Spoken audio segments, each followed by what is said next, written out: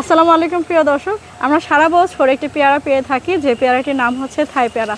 আর এই থাই পেয়ারার মিষ্টতা এবং আকার আকৃতি কিন্তু আমাদের সবার কাছে আকর্ষণীয়। এই থাই পেয়ারা থেকে কিভাবে চারা উৎপাদন হয় সেটি আজকে আপনাদের দেখাবো, কেননা এর সম্প্রসারণ কিন্তু জরুরি, এবং সম্প্রসারণ না হলে আমাদের পেয়ারার যে চাহিদা রয়েছে সেটি কিন্তু পূর্ণতা পাবে না। আপনাদের দেখাচ্ছি কিভাবে থাই পেয়ারার যে কলম আছে সেটি করা হয়।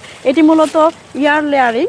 হ্যাঁ, আমরা প্রথমে বেছে নিব এমন একটি ডাল বেছে নিব যেটি হচ্ছে পরিপূর্ণতা আছে এবং যেটি গাঢ় সবুজ হয়ে গেছে, সেরকম একটি ডাল বেছে নিব। এই যে ডালটি হচ্ছে গাঢ় সবুজ হয়ে গেছে, এটি কিন্তু হালকা সবুজ, যার জন্য আমি এটি বেছে নিইনি। তো এইখানের যে ডালটি বেছে নেওয়া হয়েছে, এখানে দেখবেন যে গিট আছে, সেই গিট থেকে 1 ইঞ্চি করে আমরা কেটে দিব।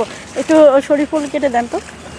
এই যে গিটটা রয়েছে, এই গিটের ঠিক নিচের দিকে যেদিকে আমি মাটি সংযুক্ত করব, সেই দিকটায় আমরা হচ্ছে 1 ইঞ্চি করে বাকল কেটে নিব। এবং এই বাকল কেটে নেওয়ার পরে আমরা কিন্তু গোবর এবং হচ্ছে দোআঁশ মাটি মিশ্রিত যে মাটি আছে, সেই মাটি আমরা এটার সাথে সংযুক্ত করে দিব।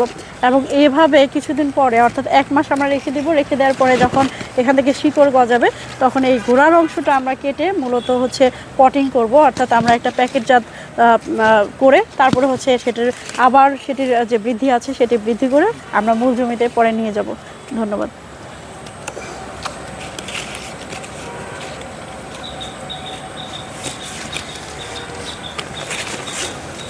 আচ্ছা, এখানে আরেকটি এখানে উল্লেখ্য যে এখানে যে প্যাচটা দেখা হচ্ছে, এটা 2.5 থেকে 3 প্যাচ হবে, এবং উপরে এবং নিচে দিকে এমনভাবে গিট দেওয়া হবে যেন বাতাস কিংবা পানি এর ভিতরে প্রবেশ করতে না পারে। এবং 1 মাস এভাবে আমরা রেখে দিব। 1 মাস পরে যখন এখানে দেখা যাবে যে শিকড় গজিয়েছে, দেখো বাহির থেকে কিন্তু সেটি দেখা যায়।